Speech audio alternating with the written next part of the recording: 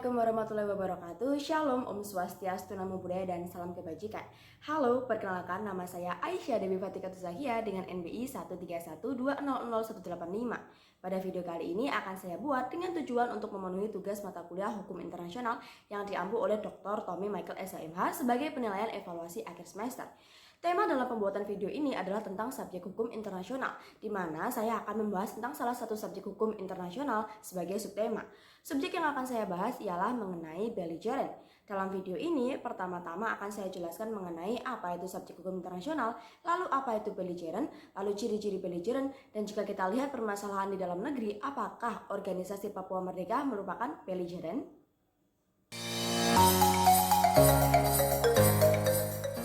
Jika kita mengacu kepada buku Mohtar Kusumo Atmaja dan B. Arif Sidarta tahun 2000 dalam pengantar ilmu hukum suatu pengenalan pertama ruang lingkup berlakunya ilmu hukum, subjek hukum secara umum adalah para pihak yang segala tindakannya diatur dan menimbulkan akibat hukum, sehingga memiliki kewenangan berupa hak ataupun kewajiban guna melakukan suatu perbuatan berdasarkan ketentuan hukum positif. Subjek hukum dapat dibagi menjadi dua jenis, yaitu yang pertama ialah individu alami atau orang perseorangan atau naturalistic person, dan individu buatan atau badan hukum reh person. Sejumlah pakar sesungguhnya telah memberikan definisi subjek hukum internasional. Seperti contohnya ialah Martin Dixon, misalnya memberikan batasan sebagai berikut. A subject of international law is a body or entity that is capable of processing and exercising rights and duties under international. Dan terjemahannya adalah subjek hukum internasional adalah sebuah badan atau lembaga atau entitas yang memiliki kemampuan untuk menguasai hak dan melaksanakan kewajiban di dalam hukum internasional.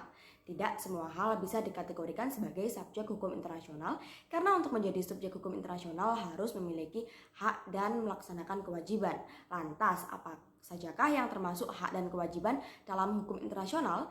Menurut Ian Brownlee, terdapat 3 hak dan kewajiban dasar dalam hukum internasional, yakni yang pertama, capacity to make claims in respect of breaches of international law, atau kemampuan untuk mengajukan klaim jika terjadi pelanggaran hukum internasional. Kalau yang kedua, capacity to make treaties and agreements valid on the international plan, kemampuan untuk membuat perjanjian internasional. Kalau yang ketiga, the enjoyment of privilege and immunities from national jurisdiction, memiliki keistimewaan dan kekebalan dari yurisdiksi nasional sebuah negara. Jika kita mengacu pada persyaratan suatu hal bisa menjadi subjek hukum internasional, maka dalam hal ini belligerent memenuhi persyaratan tersebut. Lantas, apakah kaum belligerent itu?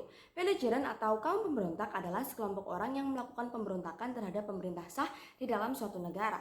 Kaum pemberontak ini biasanya melakukan pelanggaran terhadap undang-undang nasional. Mereka sendiri bertujuan ingin menggulingkan pemerintahan yang sah dan membuat pemerintah tandingan atau bahkan ingin membentuk suatu negara yang baru. Pemberontakan yang terjadi di dalam suatu negara sering disebut dengan istilah Non-International Armed Conflict atau NIAC. Pemberontakan NIAC diatur dalam pasal 3 pada keempat Konvensi Jenewa 1949 yang mengatur tentang konflik yang tidak bersifat internasional atau biasa disebut sebagai Common Article 3, dan protokol tambahan 2 1977 dari Konvensi Jenewa yang mengatur tentang perlindungan korban akibat konflik yang tidak bersifat internasional. Di dalam kedua instrumen hukum internasional tersebut diatur beberapa ketentuan yang harus ditaati pihak pemberontak, seperti yang pertama, larangan tindakan kekerasan jiwa dan raga, penyanderaan, lalu yang kedua, pemerkosaan, lalu yang ketiga, memberikan hukuman mati tanpa melalui prosedur yang benar, lalu keempat, angkatan bersenjata pemberontak harus memiliki komando, lalu yang kelima, melakukan pengawasan terhadap sebagian wilayah, dan yang keenam, melaksanakan operasi militer secara bersama-sama. Lalu, ada kalanya kaum pemberontak diakui keberadaannya sebagai belligerent oleh negara-negara lain jika memenuhi syarat-syarat sebagai berikut. Yang pertama, memiliki struktur organisasi yang jelas sehingga kaum pemberontak terorganisir dengan baik. Lalu yang kedua, memiliki tanda pengenal dan menggunakannya dengan konsisten sehingga menunjukkan identitasnya sebagai kaum pemberontak. Lalu yang ketiga, sudah menguasai sebagian besar wilayah di tempat kaum pemberontak melakukan pemberontakan sehingga sudah memiliki kekuasaan secara efektif terhadap wilayah tersebut. Lalu yang keempat, mendapatkan dukungan dari rakyat yang berada di wilayah yang telah dikuasainya secara efektif. Pada saat kaum pemberontak dapat dikualifikasikan sebagai belligerents, maka kelompok tersebut dapat diakui sebagai subjek hukum internasional. pengakuan terhadap belligerent sangat sulit diberikan oleh suatu negara, karena ketika sebuah negara memberikan pengakuan kepada belligerents, otomatis akan merusak hubungan negara tersebut dengan negara di mana belligerents melakukan pemberontakan. Tujuan diberikannya pengakuan terhadap belligerents tidak lain adalah demi alasan kemanusiaan, karena mereka bukanlah kriminal.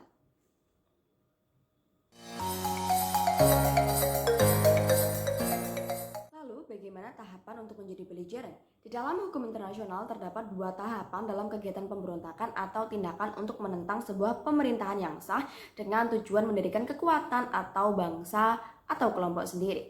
Tahap pertama adalah tahap pemberontakan atau disebut sebagai insurgensi, dan tahap kedua adalah tahap lanjutan atau disebut belligerency. Tahapan yang kedua ini menunjukkan kematangan organisasi serta gerakan yang semakin masif dan konsisten sehingga mirip dengan sebuah sistem pemerintahan. Pada prinsipnya, insurgensi merupakan kualifikasi pemberontakan di dalam suatu negara, namun secara fakta belum mencapai tingkat keteraturan sebagai organisasi yang terpadu dalam melakukan perlawanan. Jadi, kedudukan pemberontak belum dapat diakui sebagai pribadi internasional yang menyandang hak dan kewajiban.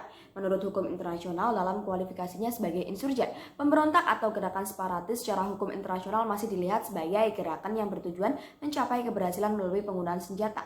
Jadi, kualifikasi insurgensi belum dapat disebut sebagai perang saudara dalam hukum internasional. Wilayah di mana terjadi pemberontakan, pemerintah masih memiliki semua hak dan kewajiban sebagai penguasa yang sah. Dalam hubungan ini, maka sesuai dengan resolusi Majelis Umum PBB nomor 2131 yang dikeluarkan pada tahun 1965, maka setiap upaya negara asing membantu kaum pemberontak dianggap merupakan tindakan intervensi dan karena merupakan pelanggaran hukum internasional. Jika pemberontakan insurgen telah masuk ke dalam tahap penguasaan wilayah secara masif sehingga secara de facto sudah bisa diakui, maka pada tahap ini insurgen bisa disebut sebagai belligerent. Namun setiap pemberontak atau insurgen tidak dapat disebut sebagai belligerent karena untuk dapat diakui sebagai belligerent sebagai subjek hukum internasional, maka terlebih dahulu harus memenuhi syarat-syarat sebagai berikut. Seperti yang pertama, pemberontak telah terorganisasi dalam suatu kekuasaan yang benar-benar bertanggung jawab atas tindakan para bawahannya dan memiliki organisasi pemerintahnya sendiri. Lalu yang kedua, pemberontak mempunyai kontrol efektif secara de facto dalam penguasaan atas beberapa wilayah. Lalu yang ketiga, pemberontak menaati hukum dan kebiasaan perang seperti melindungi penduduk sipil dan membedakan diri dari penduduk sipil, serta memiliki seragam dan tanda-tanda khusus sebagai peralatan militer yang cukup.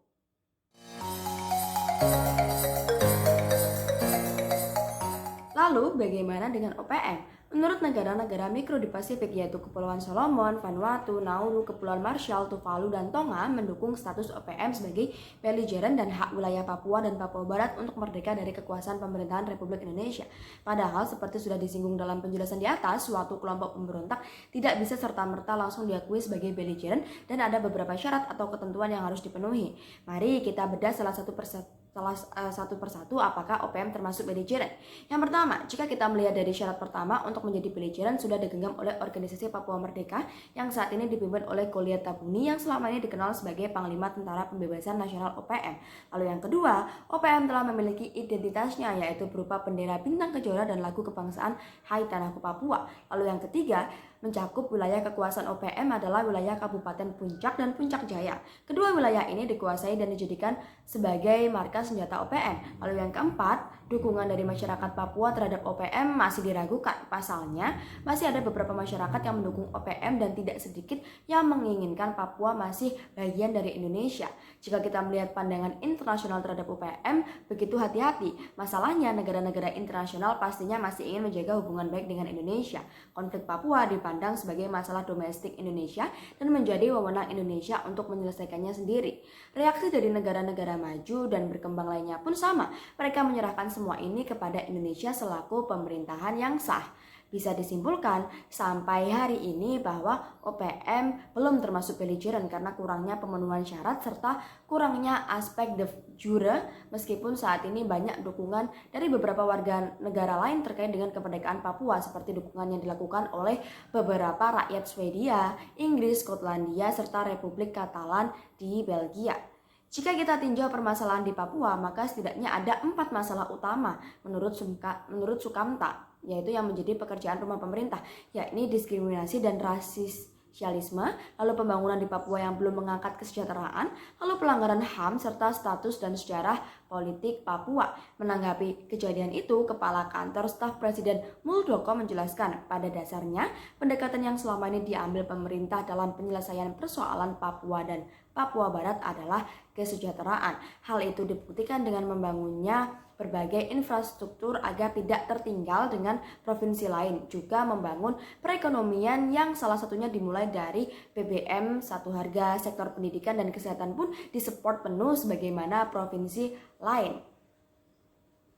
Persoalannya, lanjut Muldoko, pendekatan semacam itu bisa berbahaya bagi KKB atau kelompok kriminal bersenjata karena pendekatan yang dilakukan pemerintah berpotensi menyejahterakan masyarakat setempat. Kalau masyarakat sejahtera, dia KKB sudah tidak lagi punya pengaruh kepada masyarakat yang di sana, kata Muldoko.